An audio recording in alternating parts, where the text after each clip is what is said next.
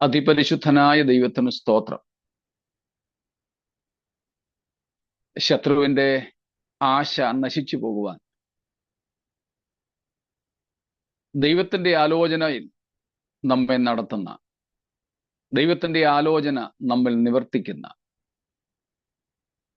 സർവശക്തനായ ദൈവത്തെ സ്തുതിക്കുന്നു, മഹത്വപ്പെടുത്തുന്നു. ഇന്നും നമുക്ക് കർത്തൃസന്നിധിയിലേക്ക് തിരുവചന പഠനത്തിനായിട്ട് വരുവാൻ ദൈവം സഹായിച്ചു. കൂടി വന്നിരിക്കുന്ന നിങ്ങളെ എല്ലാവരെയും, ഇതിനുശേഷം ഞങ്ങളെ കേൾക്കുന്ന പ്രിയപ്പെട്ടവരെയും യേശുവിന്റെ നാമത്തിൽ വന്ദനങ്ങൾ അറിയിക്കുന്നു. ദൈവസ്നേഹത്തിന്റെ അടിസ്ഥാനത്തിൽ നമുക്ക് വ്യക്തിപരവും കുടുംബപരവും സഭാപരവുമായ ജീവിതം നയിപ്പാൻ ഇന്നെയും കർത്താവ് സഹായിക്കട്ടെ എന്ന് ദൈവത്തോട് പ്രാർത്ഥിക്കുകയാണ്. തിടുക്കത്തോടെ ദൈവവചനത്തിലേക്ക് നമ്മൾ കയറുന്നു.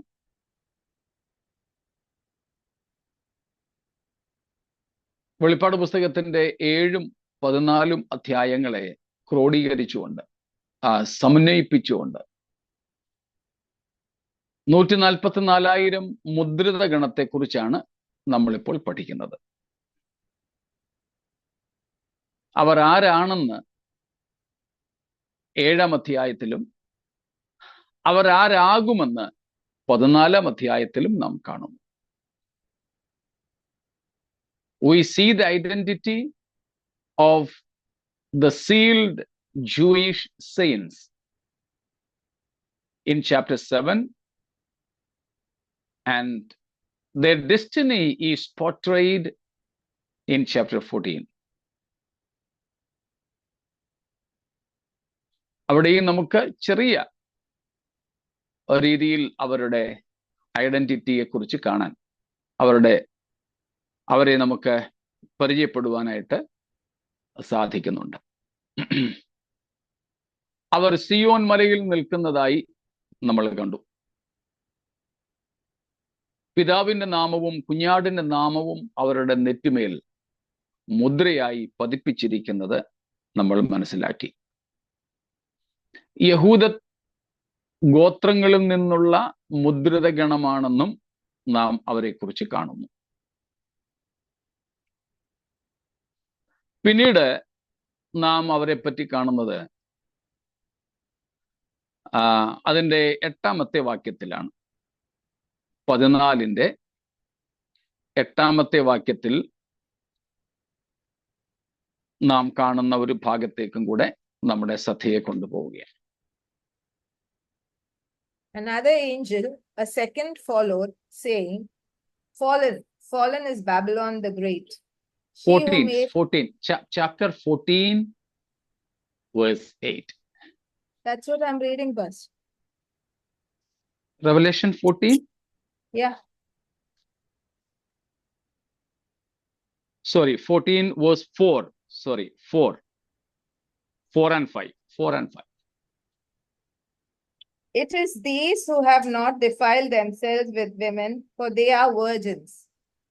It is these who follow the Lamb wherever he goes. These have been redeemed from mankind as first fruits for God and the Lamb. And in their mouth no lie was found, for they are blameless.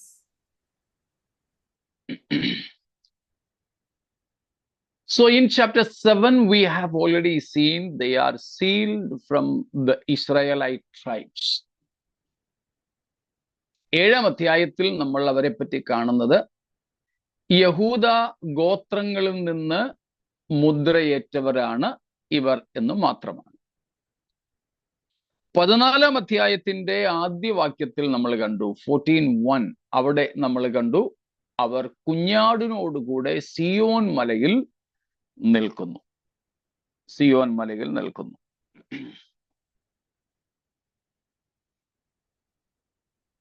പിന്നീട് അതിൻ്റെ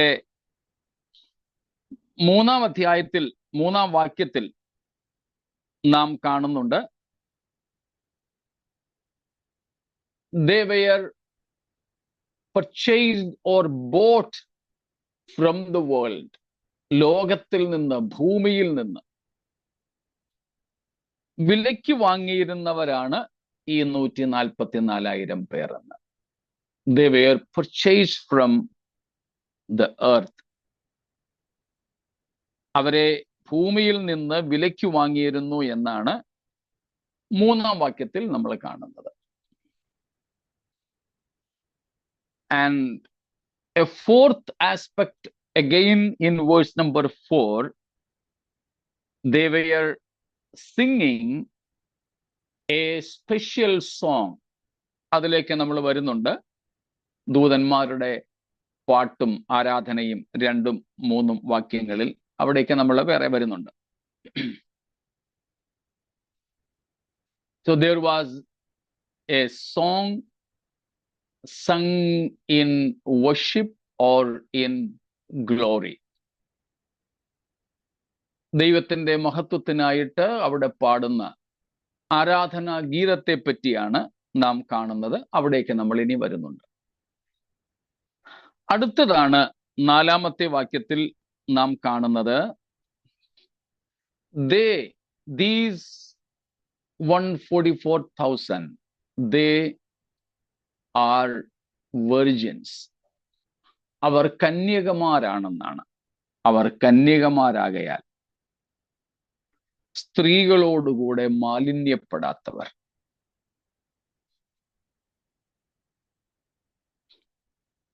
So here in verse number 4, they are the ones who were not defiled with women, for they are virgins.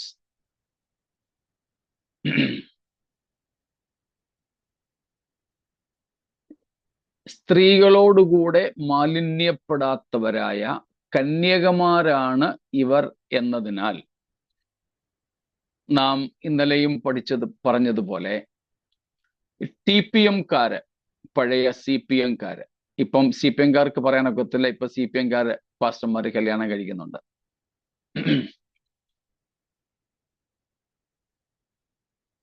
TPM-കാരാണ് ഇപ്പോഴും വിവാഹം കഴിക്കാത്തവർ, പക്ഷെ കഴിക്കണമെന്ന് നിർബന്ധമുള്ളവർ. ഞാൻ കേട്ടു അമേരിക്കയിലെ TPM pastors കുടുംബസ്ഥരാണെന്ന്, കുടുംബസ്ഥരാകാമെന്നും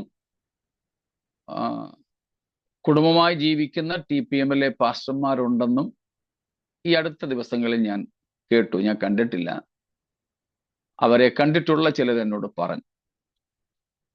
ഏതായാലും കേരളത്തിലും ഇന്ത്യയിലും TPM പാസ്റ്റേഴ്സ് വിവാഹിതരല്ല എന്നാണ് എൻ്റെ അറിവ്. CPM, പഴയ CPM-ൽ തന്നെ നിലനിൽക്കുന്നവരുണ്ട്, പക്ഷേ CPM-ലെ പാസ്റ്റേഴ്സ് ഇപ്പോൾ കുടുംബസ്ഥരായിട്ട് കഴിയുന്നവരുണ്ട്. 1-ലധികം പേരെ എനിക്കറിയാം. അതിൽ ഒരു CPM പാസ്റ്ററുടെ മകൻ നമ്മോടുകൂടെ കുറെ കാലം നമ്മുടെ ഈ ബൈബിൾ ക്ലാസ്സിൽ സംബന്ധിക്കുന്നുണ്ടായിരുന്നു. അപ്പോൾ വിവാഹം കഴിക്കാത്ത പാസ്റ്റേഴ്സാണ് ഈ 144,000 എന്ന് TPM-കാർ അവകാശപ്പെടാൻ ഈ 4-ാം വാക്യമാണ് അടിസ്ഥാനം. അവർ കന്യകമാരാകയാൽ സ്ത്രീകളോടുകൂടെ മാലിന്യപ്പെടാത്തവർ. ബാക്കി എല്ലാ പെന്തക്കോസ്ത് സഭകളിലെയും പാസ്റ്റേഴ്സിന് വിവാഹിതരാകാം. കത്തോലിക്കയിലെ അച്ഛന്മാർക്കും TPM-ലെ പാസ്റ്റർമാർക്കും മാത്രമാണ് വിവാഹം കഴിക്കാൻ വിലക്കുള്ളത്.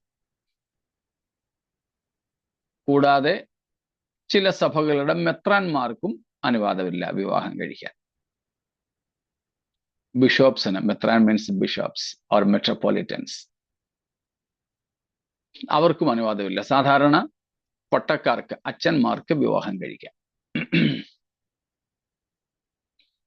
എന്നാൽ അതിൻ്റെ അർത്ഥം എന്താണെന്ന് നോക്കിയാൽ, ഇത് ഏതെങ്കിലും ഒരു സഭാവിഭാഗത്തിലെ ശുശ്രൂഷകന്മാരെയോ വിശ്വാസികളെയോ കുറിച്ചല്ല പറയുന്നത്. നമ്മൾ 7-ാം അധ്യായത്തിൽ തന്നെ കണ്ടു, ഇത് ക്രിസ്ത്യാനികളെ കുറിച്ചോ സഭയെക്കുറിച്ചോ ഉള്ള പരാമർശമല്ല. യഹൂദ മതത്തിൽ നിന്ന് മുദ്രിതരായി വേർതിരിക്കപ്പെടുന്ന കൂട്ടരാണ്. അതുകൊണ്ട് TPM-ഓ CPM-ഓ കത്തോലിക്ക സഭയെന്നോ വ്യത്യാസമൊന്നും ഇതിനകത്തിലില്ല. അങ്ങനത്തെ ഒരു ചിന്തയുടെ ആവശ്യം ഇവിടെയില്ല. അങ്ങനെയുള്ള ആരുമല്ല ഇവർ എന്നുള്ളതും വ്യക്തം.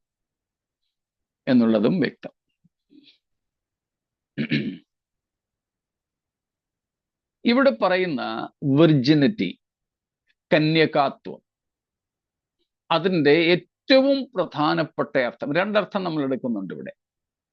അതിലേറ്റവും പ്രധാനപ്പെട്ട അർത്ഥം ഇവിടെ പറയുന്നത് ദയർ ആബ്സല്യൂട്ട് പ്യൂരിറ്റി എന്നുള്ളതാണ്. Their undefiled devotion, undivided devotion to the Lord Jesus Christ. ഇവിടുത്തെ ഒന്നാമത്തെയും ആത്മീയവുമായ അർത്ഥം നമുക്ക് മനസ്സിലാക്കാൻ സാധിക്കുന്നത് ഈ ജനത്തിന്റെ, ഈ കൂട്ടരുടെ ക്രിസ്തുവിനോടുള്ള അവിഭജിതമായ ഭക്തിയും നിർമ്മലതയുമാണ്. അവിഭജിതമായ അൺഡിവൈഡഡ് ഡിവോഷൻ ടു ക്രൈസ്റ്റ്. നമുക്കറിയാവുന്ന ഒരു വാക്യം 2 കൊരിന്ത്യർ 11:2, 2 Corinthians 11:2. അങ്ങനെ വരുമ്പോ അവർ സഭയുടെ അംഗങ്ങളായി തീർന്നില്ലയോ? വരട്ടെ. ഇല്ല, ക്രിസ്തുവിനോടുള്ള ഭക്തിയിൽ ജീവിക്കുന്നത് കൊണ്ട് ക്രിസ്ത്യാനികളാകണമെന്ന് നിർബന്ധമില്ലല്ലോ, സഭയാകണമെന്ന് നിർബന്ധമില്ലല്ലോ. പൂർണ്ണ ഭക്തരായി ജീവിക്കുക, ദൈവത്തോടുള്ള അവിഭജിതമായ ഭക്തിയിൽ ജീവിക്കുക എന്ന് മാത്രമേ ഉള്ളത്. അതിന് ക്രിസ്ത്യാനികളും സഭയും ആകണമെന്ന് നിർബന്ധമില്ല. എത്രയോ പഴയ നിയമ ഭക്തന്മാരുണ്ട്. അതെ, ക്രിസ്തുവിനോട് തന്നെയുള്ള ഭക്തിയിൽ പഴയ നിയമത്തിലെ ഭക്തന്മാരും ആരെ നോക്കിയാ ജീവിച്ചത്? ക്രിസ്തുവിനെ, ക്രിസ്തുവിലുള്ള ആത്മാവ്, ക്രിസ്തുവിന്റെ ആത്മാവ്. അപ്പോൾ ദൈവത്തോടുള്ള ഭക്തിയിൽ ജീവിക്കുക എന്നാണ് വിർജിനിറ്റിയുടെ അർത്ഥം. ദൈവത്തോടുള്ള നിർമ്മലതയിൽ, അവിഭജിതമായ ഭക്തിയിൽ ജീവിക്കുക. സഭയോടുള്ള ബന്ധത്തിലാണ് പൗലോസ് 2 കൊരിന്ത്യർ 11:2 പറയുന്നത്. ആ വാക്യമാണ് നമ്മൾ വായിക്കുന്നത്. എന്നാൽ സർപ്പം ഹവ്വയെ ഉപായത്താൽ ചതിച്ചതുപോലെ നിങ്ങളുടെ മനസ്സ് ക്രിസ്തുവിനോടുള്ള ഏകാഗ്രതയും നിർമ്മലതയും വിട്ട് വഷളായി പോകുമോ എന്ന് ഞാൻ ഭയപ്പെടുന്നു. ഇവിടെ ദൈവസഭ ക്രിസ്തുവിന് വേണ്ടി വിവാഹ നിശ്ചയം കഴിഞ്ഞ മണവാട്ടികളാണ്, മണവാട്ടികളുടെ കൂട്ടമാണ്. നാം ഓരോരുത്തരും ക്രിസ്തുവിന്റെ മണവാട്ടിയാണ്.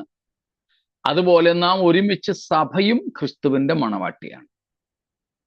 ആ ക്രിസ്തു സഭ എന്ന മണവാട്ടിയെ കുറിച്ചാണ് പൗലോസ് ഇവിടെ പറയുന്നത്. അത് ഈ 144,000 പേരെ കുറിച്ചല്ല. എന്നാൽ ഇവിടെ ദൈവസഭ ക്രിസ്തുവിനോടുള്ള ഏകാഗ്രതയിലും നിർമ്മലതയിലും ജീവിക്കുന്നത് പോലെ ദൈവത്തോടുള്ള ഏകാഗ്രതയിലും നിർമ്മലതയിലും ജീവിക്കുന്ന വിശുദ്ധന്മാരുടെ പൊതുവായ ആത്മീയ ഭാഷയാണ് അവർ കന്യകമാരാണ് എന്നത്, അവർ മലിനപ്പെടാത്തവരാണ് എന്നുള്ളത്. Their undefiling status denoting to their undivided godliness towards God. It is spiritually taken but not literally. ഈ ഭാഗത്തെ അക്ഷരീയമായിട്ടെടുക്കാതെ ആത്മീയമായിട്ടെടുക്കുന്ന ഭാഗമാണ് നമ്മൾ ആദ്യം കാണുന്നത്. അതിന് ശാരീരിക വിവാഹബന്ധത്തെ കുറിച്ചല്ല പറയുന്നത്. Just as in the case of ഈനോക്ക്, അങ്ങനെ ജീവിച്ച് കാണുന്ന ആദ്യത്തെ ഭക്തനാണ് ഹാനോക്ക്. താൻ ഏതാണ്ട് 300 വർഷം കർത്താവിനോട്, ദൈവത്തോട് കൂടെ നടന്നു. പക്ഷേ താൻ വിവാഹം കഴിച്ചു, മക്കളുണ്ടായി. ബാക്കി ഒരു അപ്പൻ എന്ന, ഒരു ഭർത്താവ് എന്ന നിലയിലെ എല്ലാ ഉത്തരവാദിത്വങ്ങളും മനുഷ്യൻ ചെയ്തു. അപ്പോഴും താൻ എന്ത് ചെയ്തു? ദൈവത്തോട് കൂടെ നടന്നു. അപ്പോൾ ശാരീരികമായ വിവാഹബന്ധം അശുദ്ധമോ പാപമോ അല്ല. Married life is not sinful. It is permitted. വിവാഹ സമയങ്ങളിലും ഈ ഫാമിലി സെമിനാറുകളിലും ഒക്കെ പറയുന്ന ഒരു കാര്യമുണ്ട്. Sex and marriage are not a post fall curse, but a pre-fall blessing. Okay, sex and marriage, not a post-fall curse or abomination, but they are pure and a pre-fall blessing. ലൈംഗികതയും വിവാഹവും കുടുംബജീവിതവും ഒന്നും മനുഷ്യൻ പാപത്തിൽ വീണ ശേഷമുള്ള ശാപവുമല്ല, ആദാം ഹവ്വമാരുടെ വീഴ്ചയ്ക്ക് ശേഷമുള്ള അശുദ്ധിയോ മ്ലേച്ഛതയോ അല്ല. പിന്നെ കുടുംബജീവിതം, തലമുറകൾ ഉണ്ടാവുക, വിവാഹം കഴിക്കുക എന്നൊക്കെയുള്ളത് മനുഷ്യൻ പാപത്തിൽ വീഴുന്നതിന് മുമ്പ് തന്നെ ദൈവം മനുഷ്യർക്ക് കൊടുത്ത ഒരു അനുഗ്രഹമാണ്. അതുകൊണ്ട് വിവാഹബന്ധം എന്നുള്ളത് ലേശവും അശുദ്ധമായിട്ടുള്ളതല്ല. ഇന്ന് പലരും വിവാഹം വിലക്കുവാനുള്ള കാരണം അത് പാപമാണെന്ന ചിന്തയാ.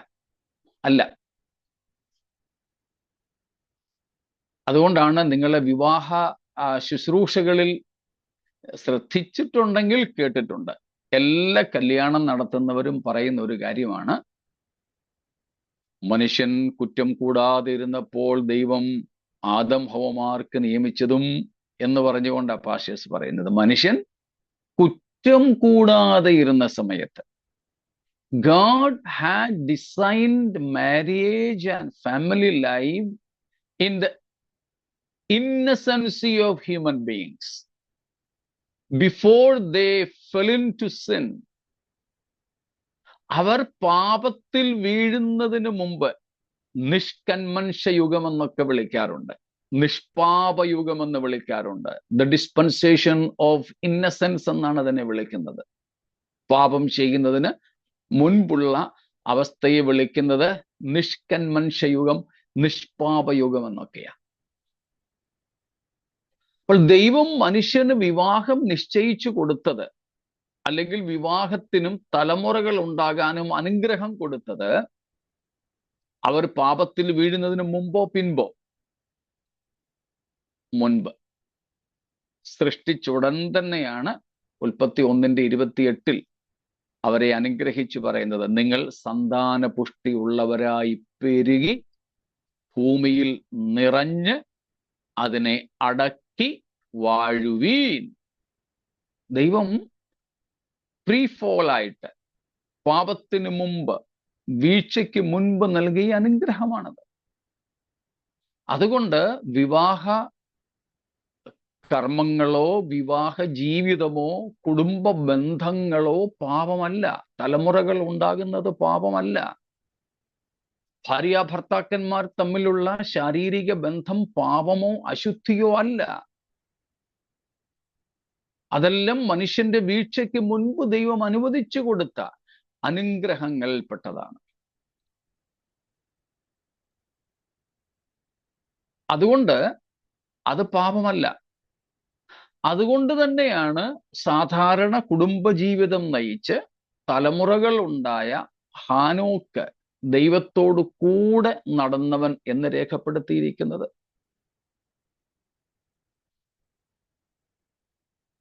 അപ്പം ആ സാധാരണപ്പെട്ട ജീവിതം ഹാനോക്ക് ഉൾപ്പെടെയുള്ള ഭക്തന്മാർ നയിച്ചപ്പോഴും അവർ കുടുംബസ്ഥരായിരുന്നു. അതുകൊണ്ട് കുടുംബജീവിതം ഭക്തി ജീവിതത്തിന് തടസ്സമല്ല.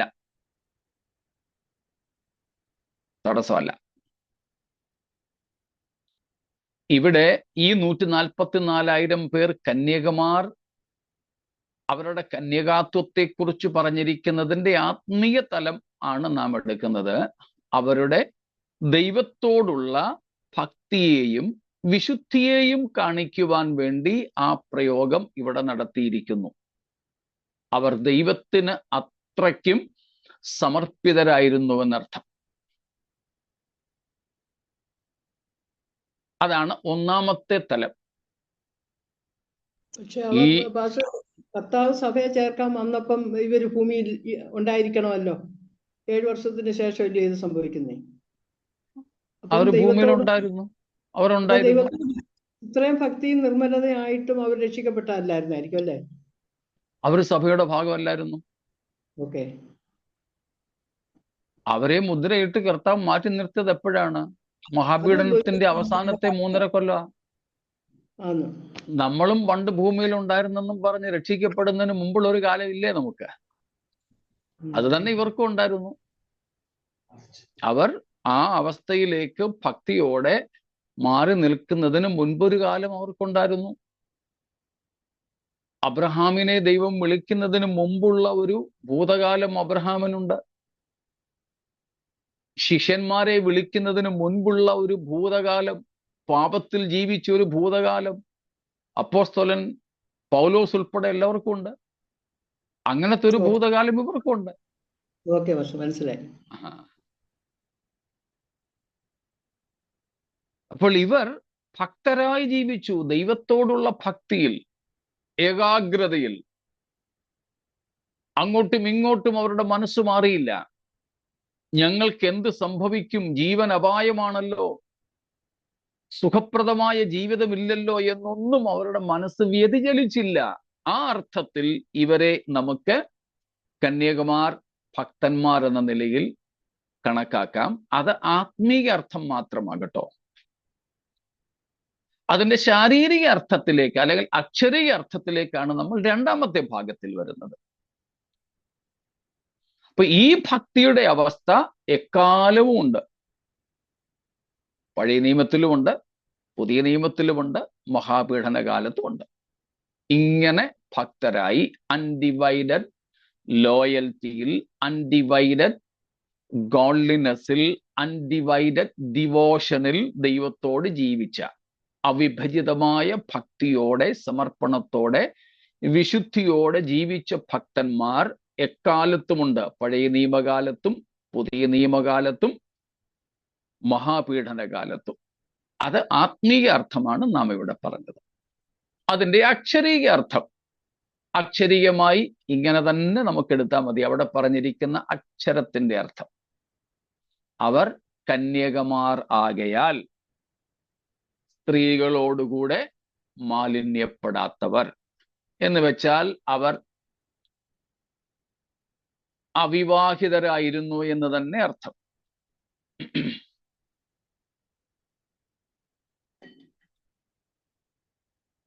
അവർ അവിവാഹിത ജീവിതം നയിച്ചു.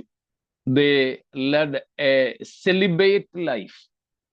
അത് തന്നെ നമുക്ക് അക്ഷരീയമായിട്ട് എടുക്കാം. ഓക്കെ.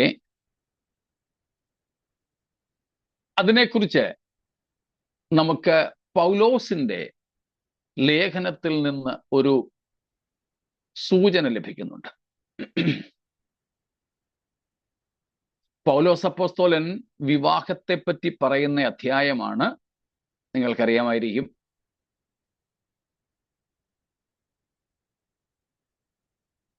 ഒന്ന് കൊരിന്ത്യർ 7-ാം അധ്യായം. വിവാഹത്തെ സംബന്ധിച്ചും വിവാഹമോചനത്തെ സംബന്ധിച്ചും പുനർവിവാഹത്തെ സംബന്ധിച്ചും ഒക്കെ പെട്ടെന്ന് നോക്കാൻ പറ്റുന്ന ഒരു റെഫറൻസ് അധ്യായമാണ് 7-ാം അധ്യായം കേട്ടോ. 1 Corinthians 7. നമ്മുടെയൊക്കെ സഭകളിലും ആ അധ്യായം പഠിപ്പിക്കുന്നത് നന്നായിരിക്കും. Marriage, family life, spouses of believers and unbelievers, divorce, remarriage, all those things are recorded in that particular chapter.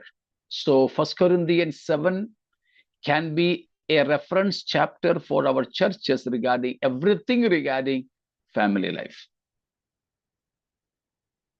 അതിൽ പൗലോസ് പറയുന്ന ഒരു കാര്യം, അതിന്റെ 25-ാമത്തെ വാക്യം മുതൽക്ക് നമുക്കൊന്ന് നോക്കാം. കന്യകമാരെ കുറിച്ച് എനിക്ക് കർത്താവിന്റെ കൽപ്പനയില്ല, എങ്കിലും വിശ്വസ്തനാകുവാൻ തക്കവണ്ണം കർത്താവിന്റെ കരുണ ലഭിച്ചവനായി ഞാൻ അഭിപ്രായം പറയുന്നു. ഇപ്പോഴത്തെ കഷ്ടത നിമിത്തം ഞാൻ പറഞ്ഞതുപോലെ മനുഷ്യൻ അങ്ങനെ തന്നെ ഇരിക്കുമെന്ന് അവന് നന്നെന്ന് എനിക്ക് തോന്നുന്നു. നീ ഭാര്യയോട് ബന്ധിക്കപ്പെട്ടിരിക്കുന്നുവോ? വേർപാട് അന്വേഷിക്കരുത്. നീ ഭാര്യയില്ലാത്തവനോ? ഭാര്യയെ അന്വേഷിക്കരുത്. നീ വിവാഹം ചെയ്താലും ദോഷമില്ല, കന്യകയും വിവാഹം ചെയ്താൽ ദോഷമില്ല. എങ്കിലും ഇങ്ങനെയുള്ളവർക്ക് ജഡത്തിൽ കഷ്ടതയുണ്ടാകും. അത് നിങ്ങൾക്ക് വരരുത് എന്ന് എന്റെ ആഗ്രഹം. അങ്ങനെ ഏതാണ്ട് 40 വരെയുള്ള വാക്യങ്ങളിൽ, വിശേഷിച്ച് അതിന്റെ 35 വരെയുള്ള വാക്യങ്ങളിൽ നാം വായിക്കുന്നത്, പൗലോസ് പറയുന്നത് ശാരീരികമായ പല കാരണങ്ങളും പൗലോസ് പറയുന്നു. പൗലോസ് ഇവിടെ കൂടുതലും ഉപദേശിക്കുന്നത് നിങ്ങൾ വിവാഹം കഴിക്കാതിരിക്കുന്നതാണ് നല്ലതെന്ന്. വിവാഹം കഴിക്കുന്നതിൽ ഒരു തെറ്റുമില്ല, പൗലോസ് എടുത്തു പറയുന്നുണ്ട്. ഒരു തെറ്റുമില്ല, ഒരു പാപവും ഇല്ല. പക്ഷെ ജഡത്തിൽ കഷ്ടമുണ്ട്, പിന്നെ ശ്രദ്ധ പതറാൻ സാധ്യതയുണ്ട്. ജീവിത പങ്കാളിയെ പ്രസാദിപ്പിക്കണോ കർത്താവിനെ പ്രസാദിപ്പിക്കണോ അറിയത്തില്ല. ചിലരെയൊക്കെ നമ്മൾ കണ്ടിട്ടില്ലേ, വിവാഹത്തിന് മുമ്പ് ഭയങ്കര ഭക്തരായിരുന്നു, കല്യാണം കഴിഞ്ഞതോടുകൂടെ പോയി.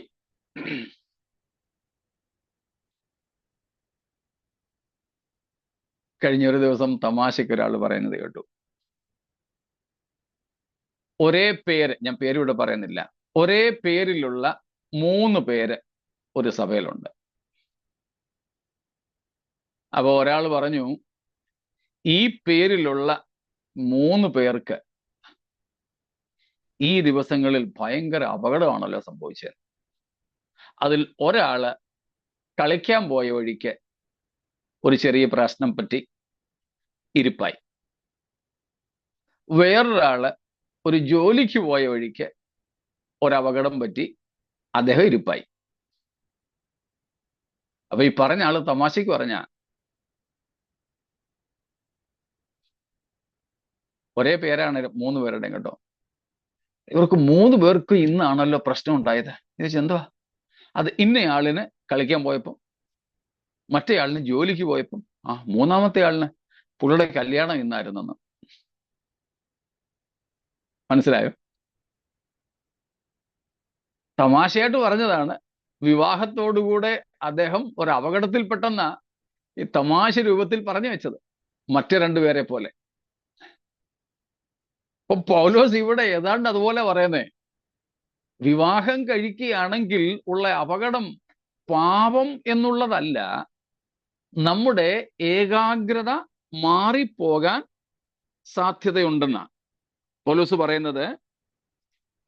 വിവാഹം കഴിക്കാത്തവൻ, അതിന്റെ 34-ാമത്തെ വാക്യം 32 തൊട്ട് പറഞ്ഞു.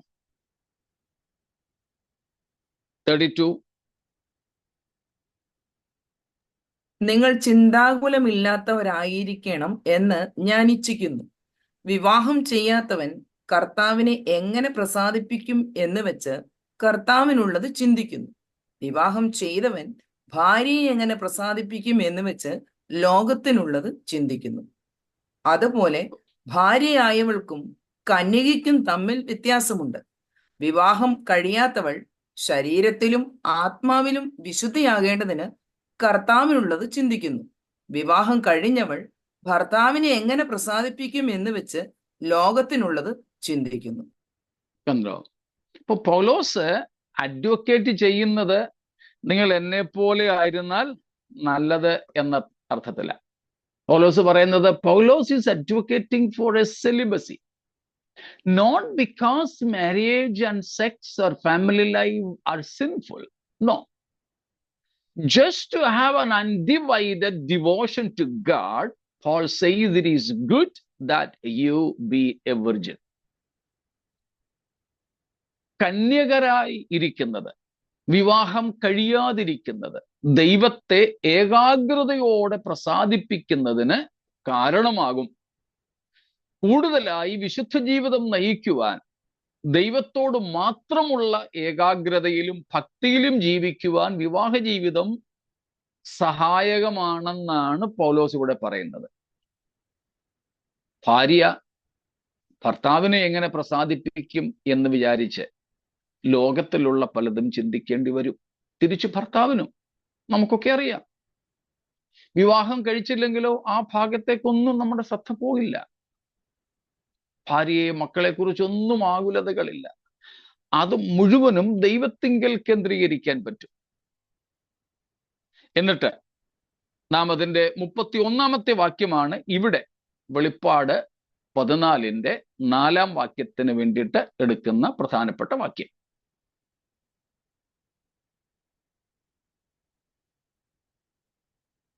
വായിച്ചു. 7:31.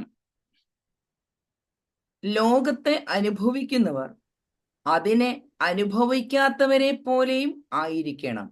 ഈ ലോകത്തിന്റെ രൂപം ഒഴിഞ്ഞു പോകുന്നുവല്ലോ. അപ്പോൾ ഇവിടെ മൊത്തമായിട്ട് പൗലോസ് പറയുന്നത് കർത്താവിൻ്റെ വരവ് അടുത്തിരിക്കുന്നു.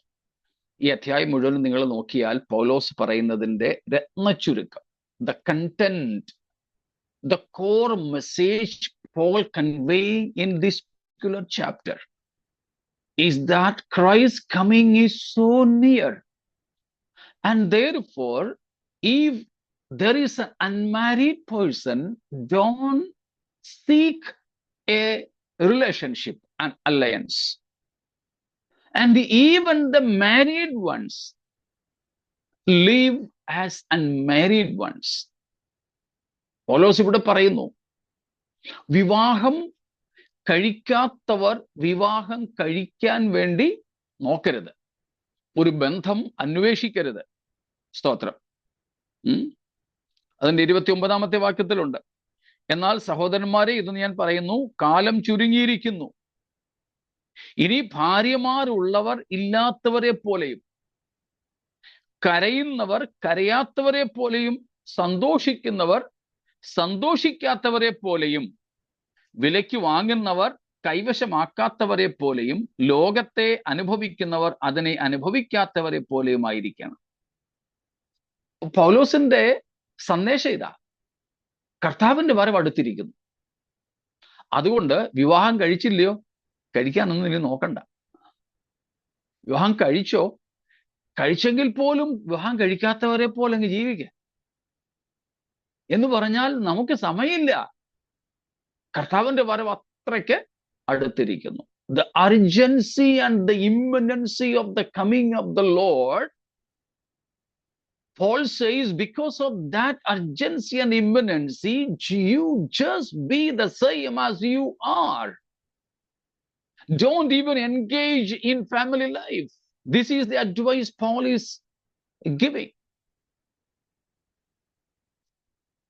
മനസ്സിലാവുന്നുണ്ടല്ലോ? ഇതിന്റെ അക്ഷരീയ നിവൃത്തിയാണ് ഈ 144,000 പേര് ചെയ്യുന്നത്. അവർക്ക് എന്ത് മനസ്സിലായി? ലോകാവസാനത്തിന് ഇനി കൃത്യം ഇത്ര നാളുകളെ ഉള്ളൂ. എങ്കിൽ ഇനിയുള്ള കാലം ഈ കഷ്ടതയുടെ നടുവിൽ വിവാഹം കഴിച്ച് കുടുംബജീവിതവും നയിച്ച് ഈ മഹാപീഡനത്തിന് നടുവിൽ അവരെയും കൂടെ സംരക്ഷിക്കേണ്ട ചുമതലയും ആകുലതയും ഏറ്റെടുത്ത്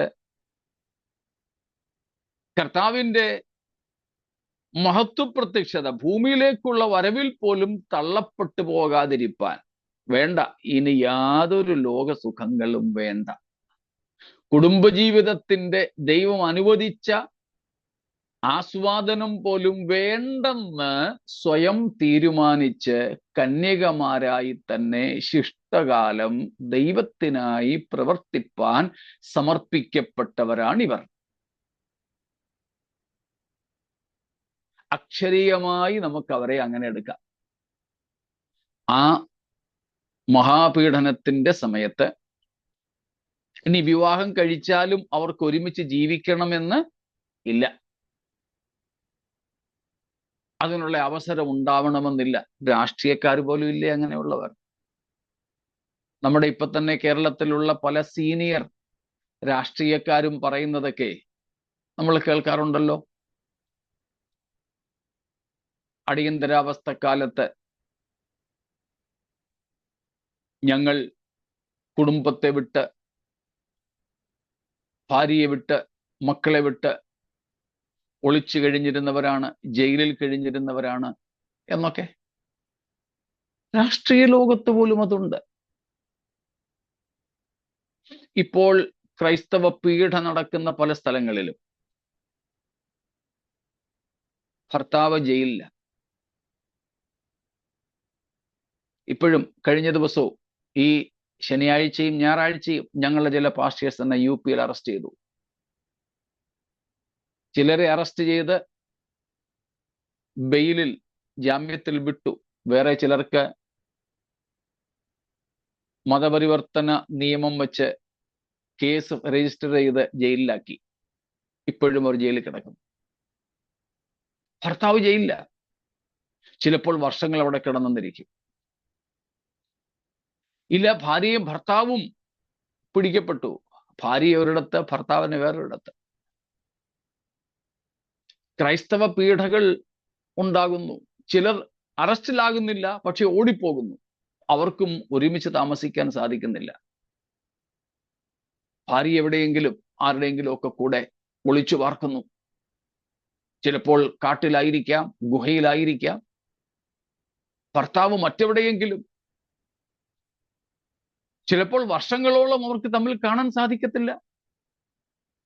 വളരെ നല്ല ഒരു ഉദാഹരണമാണ് റിച്ചാർഡ് വുംബ്രാണ്ടും അദ്ദേഹത്തിന്റെ ഭാര്യയും.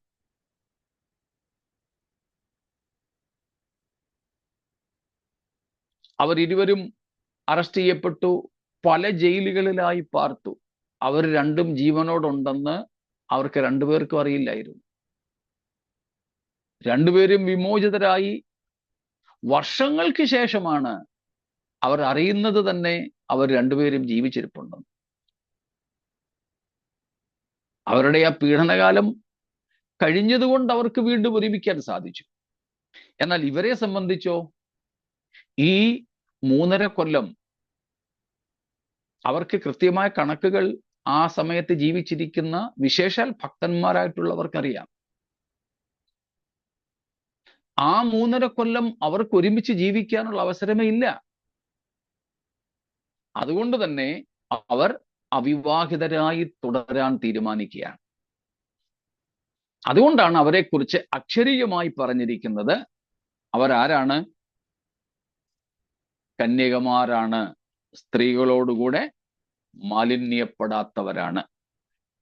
അതിന് സഭാകാലത്തെ അവിവാഹിതരായവർ ആകണം എന്ന ഒരു സൂചന അവിടെ ഇല്ല. അല്ല എന്ന് തന്നെയാണ് 7-ാം അധ്യായത്തിൽ നിന്നും നമുക്ക് മനസ്സിലാക്കുവാൻ സാധിക്കുന്നത്. സ്തോത്രം. നാം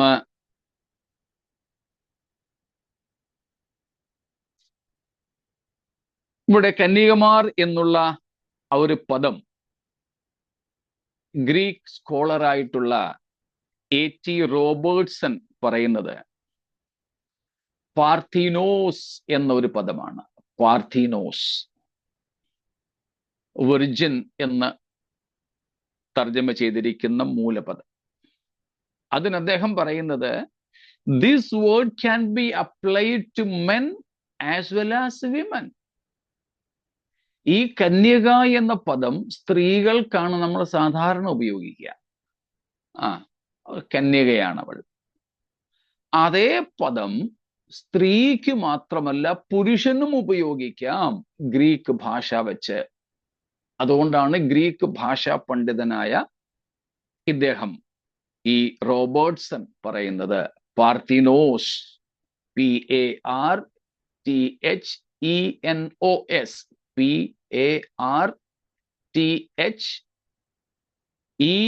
PARTHENOS, പാർത്തിനോസ്, വിർജിൻ. സ്ത്രീകൾക്കും പുരുഷന്മാർക്കും വേണ്ടി അത് ഉപയോഗിക്കുവാനായിട്ട് സാധിക്കും.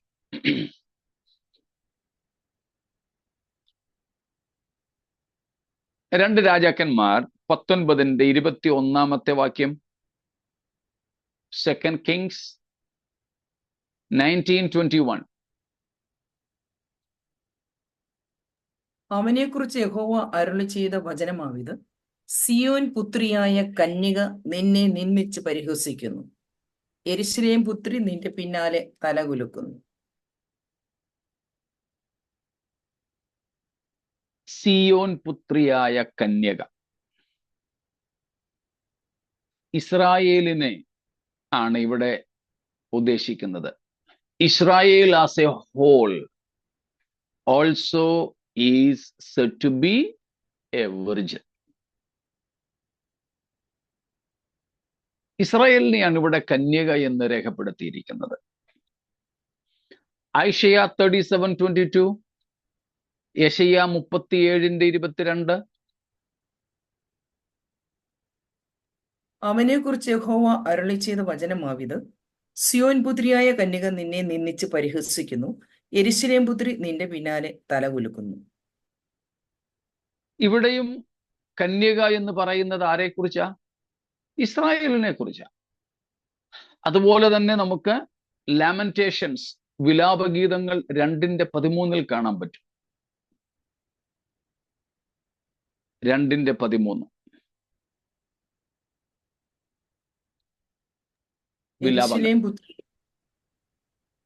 യെരൂശലേം പുത്രിയെ ഞാൻ നിന്നോട് എന്ത് സാക്ഷീകരിക്കേണ്ടു? സിയോൻ പുത്രിയായ കന്യകയെ ഞാൻ നിന്നെ ആശ്വസിപ്പാൻ എന്തിനോട് നിന്നോട് ഉപമിപ്പിക്കേണ്ടു? ഇങ്ങനെയുള്ള വേറെയും പല വാക്യങ്ങളുണ്ട് പഴയ നിയമത്തിൽ തന്നെ. ഇസ്രായേലിനെയും കന്യക എന്ന് വിളിച്ചിരിക്കുന്നു. ആ അർത്ഥത്തിലും നമുക്ക് ഇവിടെ അക്ഷരീയമായി മനസ്സിലാക്കാം, ഇവർ TPM-ലെ പാസ്റ്റർമാരോ കത്തോലിക്കയിലെ അച്ഛന്മാരോ TPM-ലെ മൂപ്പത്തിമാരോ കത്തോലിക്കയിലെ കന്യാസ്ത്രീമാരോ ഒന്നും അല്ലത്. ഇത് ഇസ്രായേല്യരാണ്. ഈ അവസാന കാലമാണ് അവരുടേത് എന്ന് മനസ്സിലാക്കി അവർ ദൈവത്തിനായി തങ്ങളെ തന്നെ കൊടുത്തു. കുടുംബത്തെയും കൂടെ നോക്കാൻ അവർക്ക് നേരമില്ല. അതുകൊണ്ട് അവർ കുടുംബം വേണ്ടെന്ന് വെച്ചു. കാനമച്ചൻ ഒരിക്കൽ പറഞ്ഞത് കേട്ടു, വിവാഹം പാപവും അശുദ്ധവുമാണെന്നും കരുതിയൊന്നും ആരും വിവാഹം വേണ്ടെന്ന് വയ്ക്കണ്ട. ഞാൻ മുമ്പേ പറഞ്ഞതുപോലെ വിവാഹവും കുടുംബജീവിതവും ദൈവം പരിപാവനമായി തന്നെ കാണുന്നതാണ്. ബൈബിൾ പറയുന്നു, വിവാഹം എല്ലാവർക്കും മാന്യമാണ്, വിശുദ്ധമാണ്. അതുകൊണ്ടാണ് നമ്മൾ അതിനെ ഹോളി മാട്രിമണി എന്ന് വിളിക്കുന്നത്, വിശുദ്ധ വിവാഹം എന്ന് വിളിക്കുന്നത്. പിന്നെ കാനോച്ചൻ പറഞ്ഞു, അതുകൊണ്ട് പാപമാണെന്നൊന്നും പറഞ്ഞാലും അതിവിശുദ്ധിയുടെ പേര് പറഞ്ഞ് വിവാഹമൊന്നും ഉപേക്ഷിക്കണ്ട. പിന്നെ ആർക്കെങ്കിലും ഭക്തിയോടെ ജീവിക്കുന്നതിലോ മറ്റെന്തെങ്കിലും വിഷയങ്ങളിലോ സൗകര്യത്തിന് വിവാഹം വേണ്ടെന്ന് വെക്കുന്നെങ്കിൽ തെറ്റില്ല. For convenience you can abstain from marriage. സൗകര്യം, എനിക്ക് ഭക്തിയുടെ ജീവിതം നയിക്കാൻ, എനിക്ക് ആഴത്തിലുള്ള ക്രിസ്തീയ സമർപ്പണത്തിന് എനിക്ക് ഒരുപക്ഷെ മരിച്ചു പോകാൻ ഇടയുള്ള സ്ഥലത്തേക്ക് സുവിശേഷ വേലയ്ക്ക് വേണ്ടി പോകുവാൻ, ഭാര്യയെ കൊണ്ടുപോകാൻ ഒക്കാത്ത സ്ഥലത്തേക്ക് എനിക്ക് മിഷണറി ആയിട്ട് പോകാൻ ഒക്കെ ആഗ്രഹമുണ്ടെങ്കിൽ, അതിന് സമർപ്പണമുണ്ടെങ്കിൽ, വിവാഹം ആ സമർപ്പണത്തിന് തടസ്സമാകുമെന്നുണ്ടെങ്കിൽ വിവാഹം കഴിക്കാതെ ജീവിക്കുന്നതിൽ തെറ്റില്ല. ഇവിടെ ഈ 144,000 പേർ അവിവാഹിത ജീവിതം നയിക്കാൻ തിരഞ്ഞെടുത്തത് ആ കാരണത്താലാണ്. അതുകൊണ്ട് അവർ അവിവാഹിതനായി തന്നെ തുടർന്നു എന്ന് നമുക്ക് ഈ വാക്യത്തിന്റെ അടിസ്ഥാനത്തിൽ മനസ്സിലാക്കാം. അല്ലാതെ അതിന് വിവാഹം വിലക്കുന്നതുമായിട്ടോ ഇന്നത്തെ അവസ്ഥയിൽ വിവാഹ ജീവിതം വേണ്ടെന്ന് വെച്ച് സന്യാസ ജീവിതം നയിക്കുന്നതുമായിട്ടോ ഒന്നും ബന്ധമില്ല എന്ന് നാം മനസ്സിലാക്കുക. അതാണ് കന്യകമാരാകയാൽ സ്ത്രീകളോടുകൂടെ മാലിന്യപ്പെടാത്തവർ എന്ന അർത്ഥം വന്നത്.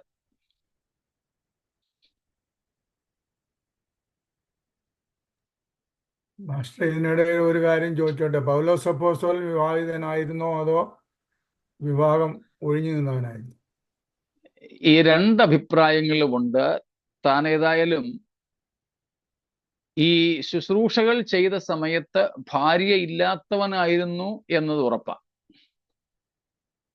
പത്രോസിനെ പോലെ യാക്കോബിനെ പോലെ എന്താ ഞങ്ങൾക്കും ഭാര്യയായ സഹോദരിയോടുകൂടെ യാത്ര ചെയ്യാൻ അനുവാദമില്ലേ എന്നൊക്കെ പൗലോസ് ചോദിക്കുന്നത് കൊണ്ട് താൻ ഭാര്യയില്ലാതെയായിരുന്നു ശുശ്രൂഷാകാലം കഴിച്ചത് എന്ന് മനസ്സിലാക്കാം. പക്ഷേ വിവാഹിതനായിരുന്നു എന്നാണ് പൊതുവെയുള്ള ധാരണ. കാരണം താൻ സൻഹദ്രീൻ സംഘത്തിലെ അംഗമായിരുന്നതുകൊണ്ട്. സൻഹദ്രീൻ സംഘത്തിൽ അംഗമാകേണ്ടതിനുള്ള ഒരു യോഗ്യത വിവാഹിതരാകണം എന്നതായിരുന്നത്രേ. അങ്ങനെയാണെങ്കിൽ താൻ വിവാഹിതനായിരുന്നു. പിന്നെ ഭാര്യ എവിടെ പോയി? ഒരു സൂചനയില്ല. രണ്ട് സാധ്യതകളാണ്. ഒന്നുകിൽ താൻ ക്രിസ്തുവിലേക്ക് വന്നപ്പോൾ ഭാര്യ തന്നെ ഉപേക്ഷിച്ചു. അതിന് സാധ്യത യഹൂദ നിയമം അനുസരിച്ച് കുറവാണ്. കാരണം സ്ത്രീക്ക് ഭർത്താവിനെ ഉപേക്ഷിക്കുക എന്ന ഒരു സിദ്ധാന്തം അവിടെ ഇല്ലായിരുന്നു. പുരുഷന് സ്ത്രീയെ ഉപേക്ഷിക്കാം. അല്ലെങ്കിൽ പിന്നെ ഭാര്യ മരിച്ചു പോവുകയോ മറ്റോ ചെയ്തിട്ടുണ്ടാകാം. ഇനി അതുമല്ലെങ്കിൽ സുവിശേഷ വേലയുടെ അതീഷ്ണതയിൽ ഇരുവരും സമ്മതത്തോടെ പിരിഞ്ഞിരിക്കാം. പക്ഷെ അതിന് യാതൊരു സൂചനകളുമില്ല. അതിന് സാധ്യതയും തീരെ കുറവാണ്.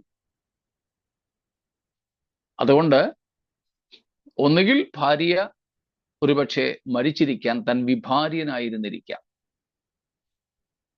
അല്ലെങ്കിൽ സൻഹദ്രീൻ സംഘത്തിലെ അംഗമൊന്നുമല്ലാതെ വിവാഹ ജീവിതത്തിലേക്ക് എത്തുന്നതിന് മുമ്പ് തന്നെ താൻ കർത്താവിങ്കിലേക്ക് വന്നിരിക്കാം. ഏതായാലും താൻ ശുശ്രൂഷാകാലത്ത് ഭാര്യയെ കൂടാതെ ഇരുന്നു എന്ന് ഈ 7-ാം അധ്യായം നമ്മൾ വായിച്ചുകൊണ്ടിരുന്ന 1 കൊരിന്ത്യരിൽ നിന്ന് തന്നെ മനസ്സിലാക്കാം. നിങ്ങൾ എന്നെപ്പോലെ ആയിരുന്നാൽ നന്ന് എന്ന പൗലോസ് പറയുന്നു. അപ്പോൾ അവിടെ അവിവാഹിതൻ എന്ന ഒരു സൂചന തന്നെയാണ് നമുക്ക് ലഭിക്കുന്നത്.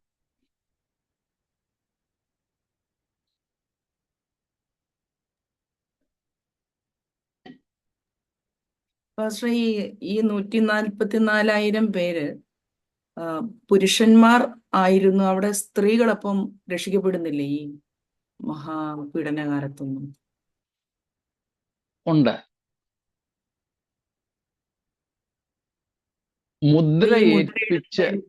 മുദ്രയിട്ട് മാറ്റി നിർത്തിയവർ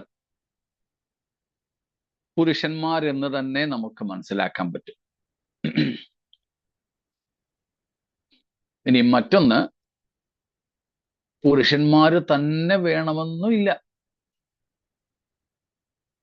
അവർ കന്യകമാരാകയാൽ സ്ത്രീകളോടുകൂടെ മാലിന്യപ്പെടാത്തവർ എന്നുള്ളതിന് മറ്റൊരർത്ഥവും കൂടെ മനസ്സിലാക്കാം. സ്ത്രീകളുമായി മാലിന്യപ്പെടാത്തവർ എന്നല്ല, മറ്റ് സ്ത്രീകളെ പോലെ എന്നൊരർത്ഥവും കൂടെ ഇവിടെ നമുക്കെടുക്കാം. എന്നാൽ നമ്മുടെ സാമൂഹികമായ നിലപാടിൽ ഈ ഒരു പ്രത്യേക സാഹചര്യത്തിൽ, ഈ മഹാപീഡനത്തിന്റെ സാഹചര്യത്തിൽ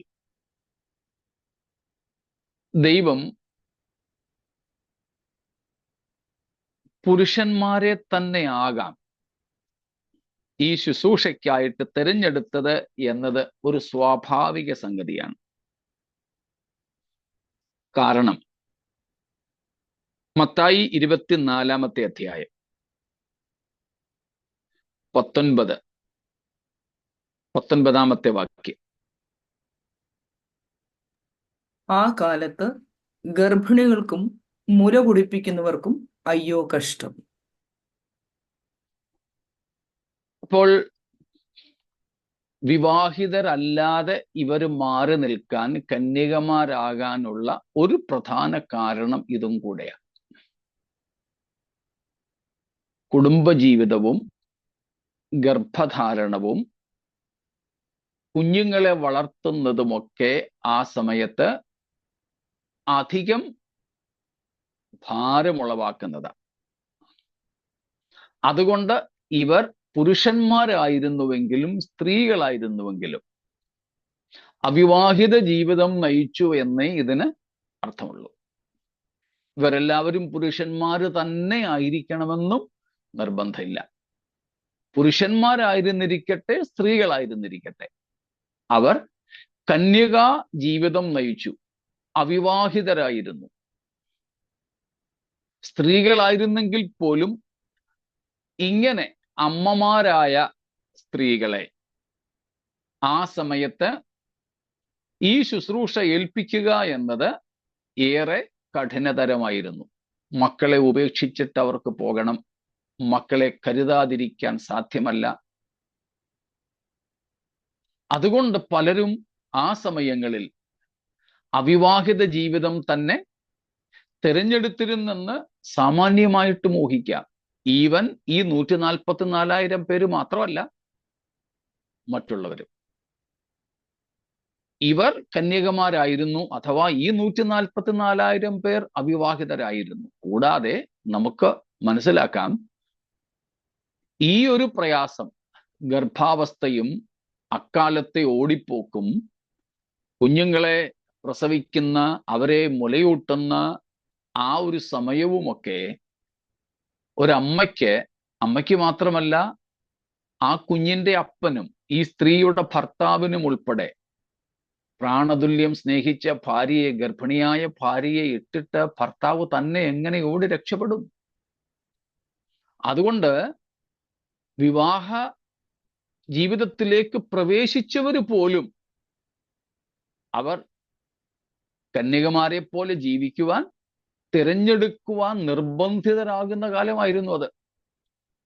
അതുകൊണ്ട് ഈ 144,000 പേര് മാത്രമല്ല, അല്ലാത്തവരും കന്യകമാരായി തന്നെ തുടരാൻ തീരുമാനിച്ച, യഹൂദന്മാർക്കിടയിൽ തീരുമാനിച്ച ഒരു വലിയ കാലഘട്ടമാണത്. അതുകൊണ്ട് ഇവർ പുരുഷന്മാർ തന്നെ ആകണമെന്ന് നിർബന്ധമില്ല, പക്ഷെ കന്യകമാരായിരുന്നുവെന്ന് മാത്രം. ഫസ്റ്റ് അതുപോലെ ഈ ഇസ്രായേൽ ഗോത്രങ്ങളെ എന്നുമ്പോൾ പുരുഷന്മാരുടെ സംഖ്യ മാത്രമല്ലേ സംഖ്യാപുസ്തകത്തിൽ പറഞ്ഞിരിക്കുന്നത്? അതെ, 20 വയസ്സിന് മുകളിലുള്ള പുരുഷന്മാരെ മാത്രമാണ് എണ്ണാറ് പതിവ്. അന്നേരം ഇത് നമുക്കൊരു ഉദാഹരണമില്ലയോ? അത് തീർച്ചയായിട്ടും എടുക്കാം. അങ്ങനെ തന്നെ എടുക്കുന്നതിന് നിർബന്ധമില്ല, തടസ്സമില്ല. അപ്പോൾ തന്നെ സ്ത്രീകളെ മഹാപീഡനകാലത്ത് രക്ഷാനുഭവത്തിലേക്ക് വരുത്തുന്നില്ല എന്നതിന് അർത്ഥമില്ല. ഈ 144,000 പേർ ഈ ദൗത്യത്തിനു വേണ്ടി മാത്രം വേർതിരിക്കപ്പെടുന്നവരാണ്. മഹാപീഡനകാലത്ത് രക്തസാക്ഷികൾ ആകാതെ ദൈവം സൂക്ഷിച്ചു നിർത്തുന്നവർ മാത്രമാണ് ഇവർ. ഇതിൽ പെടാതെയുള്ള എണ്ണമറ്റ പുരുഷന്മാരും സ്ത്രീകളും അടങ്ങുന്ന സംഘം യഹൂദന്മാർക്കിടയിൽ നിന്ന് തന്നെ ദൈവത്തിനായിട്ട് വേർതിരിയുന്നുണ്ട്. അതിൽ പലരും രക്തസാക്ഷികളാകുന്നുവെന്ന് മാത്രം.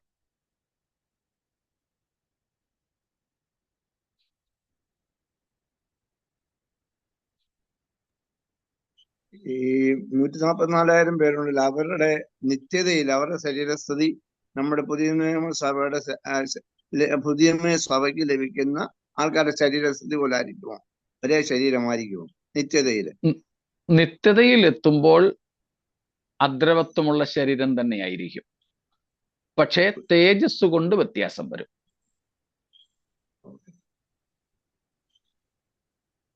കാരണം കർത്താവിനോടൊപ്പം, ദൈവത്തോടൊപ്പം, ദൈവ മഹത്വത്തോടൊപ്പം നമുക്ക് വസിക്കണമെങ്കിൽ നിത്യതയിൽ ഈ ശരീരത്തിന് മാറ്റം വന്നേ പറ്റൂ. അത് ഗോഗ് മാഗോഗ് യുദ്ധത്തിന് ശേഷം കർത്താവിനോട് കൂടെ നിൽക്കുന്ന എല്ലാവരുടെയും ശരീരത്തിന് രൂപാന്തരം സംഭവിക്കും. അപ്പൊ നിത്യതയിലേക്ക് എത്തുമ്പോൾ നിത്യതയ്ക്ക് അനുയോജ്യമായ ശരീരഘടന എല്ലാവർക്കും ലഭിക്കും. പക്ഷെ തേജസ്സിന്റെ വിഷയത്തിൽ വ്യത്യാസം ഉണ്ടാവും. പൗലോസ് 1 കൊരിന്ത്യർ 15 പറയുന്നത് പോലെ സൂര്യന്റെ തേജസ് വേറെ, ചന്ദ്രന്റെ തേജസ് വേറെ, നക്ഷത്രങ്ങളുടെ തേജസ് വേറെ. നക്ഷത്രവും തമ്മിലും തേജസ് കൊണ്ട് വ്യത്യാസമുണ്ടല്ലോ. അപ്പൊ എനിക്ക് വേറൊരു സംശയമുണ്ട്. ഉൽപ്പത്തി പുസ്തകം 13:16 അബ്രഹാമിനോട് ദൈവം പറയുമ്പോൾ, ഞാൻ നിന്റെ സന്തതിയെ ഭൂമിയിലെ പൊടി പോലെ എണ്ണുവാൻ കഴിയുമെങ്കിൽ നിന്റെ സന്തതി എണ്ണം. ആ പ്രവചനം എന്ന് നിറവേറും? അബ്രഹാമിന്റെ സന്തതിയെ ഭൂമിയിലെ പൊടി പോലെ ആക്കുന്ന ആ പ്രവചനം ഏത് കാലഘട്ടത്തിൽ നിറവേറും? ഇന്ന് ഇതുമായിട്ട് ബന്ധപ്പെട്ട് നമ്മുടെ ഇടയിൽ എല്ലാവർക്കും അംഗീകരിക്കാൻ ഒരു അല്പം പ്രയാസമുള്ള ഒരു സംഗതിയുണ്ട്. അത് മുസ്ലിം സമുദായത്തിന് പോലും രക്ഷയുണ്ട്, അവർ നരകവിധിയിൽ നിന്നും എല്ലാവരും അല്ലേ ഒരു സമുദായം എന്ന നിലയിൽ ഒഴിയപ്പെടും എന്നൊരു ഉപദേശം എന്ന് പറയാനൊക്കത്തില്ല എന്നൊരു പഠിപ്പീരുണ്ട്.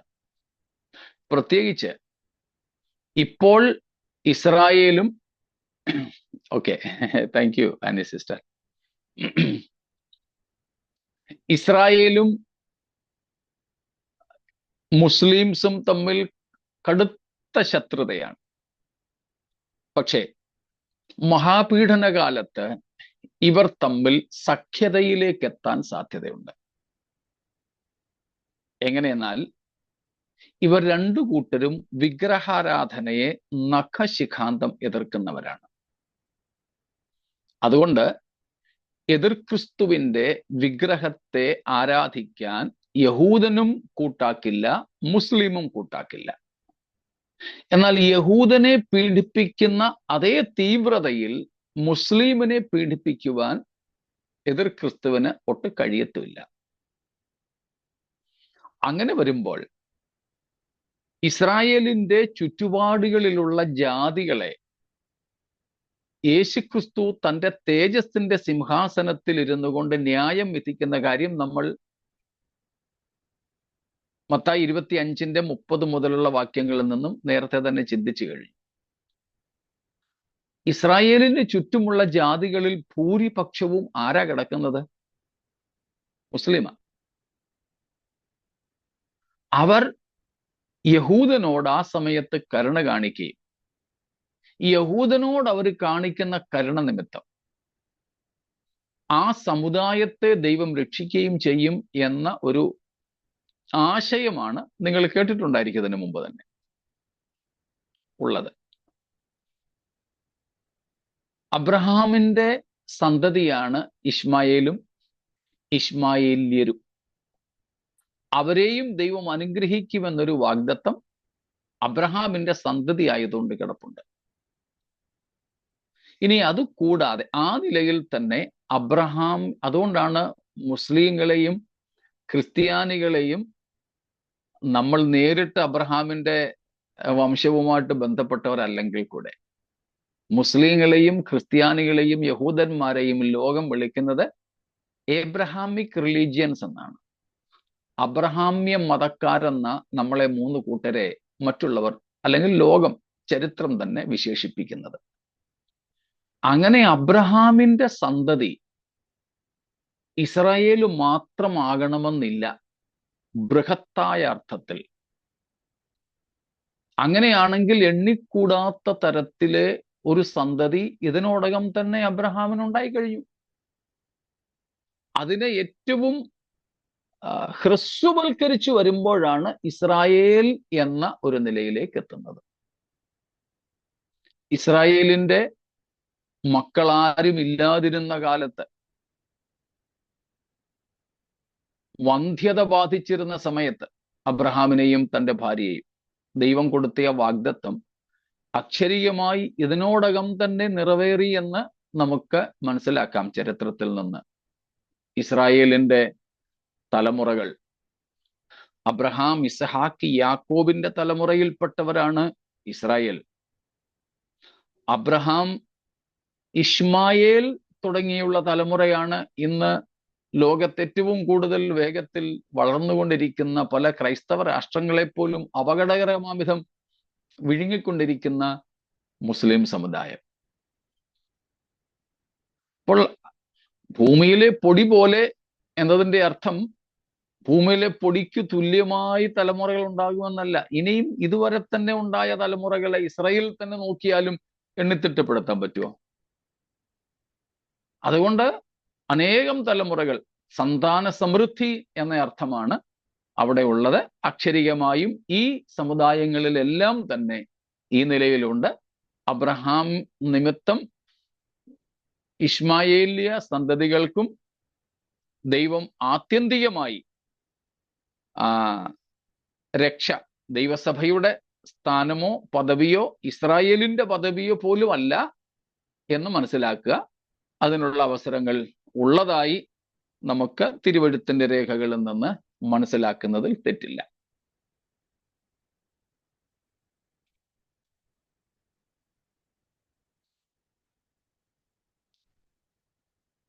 എന്നാൽ ഇന്ന് ഞാനിവിടെ നിർത്തിക്കോട്ടെ, അടുത്ത മീറ്റിങ്ങിന്റെ സമയമായതുകൊണ്ട്. കർത്താവ് ഒന്നില്ലെങ്കിൽ ബാക്കി നമുക്ക് നാളെ ചിന്തിക്കാം. നമ്മുടെ കർത്താവിന്റെ വരവ് ഏറ്റവും അടുത്തിരിക്കുന്നു എന്നുള്ളതാണ് നമ്മെ ഏറ്റവും അധികം സന്തോഷിപ്പിക്കുകയും ഒരുക്കുകയും ചെയ്യേണ്ട ഘടകം. നമുക്കതിനായിട്ട് ഒരുങ്ങാം.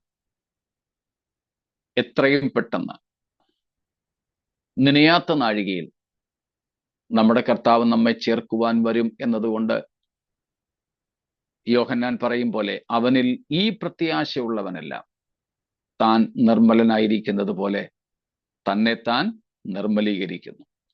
നമുക്കും നമ്മെ തന്നെ നിർമ്മലീകരിച്ച് നമ്മുടെ പരിശുദ്ധനായ കർത്താവിന്റെ വരവിനായിട്ട് ഒരുങ്ങാം. അതിനായി നമുക്ക് നമ്മെ സമർപ്പിക്കാം. ഈ വചനങ്ങളാൽ ദൈവം നമ്മെ അതിനായിട്ട് അനുഗ്രഹിക്കുമാറാകട്ടെ. സ്തോത്രം.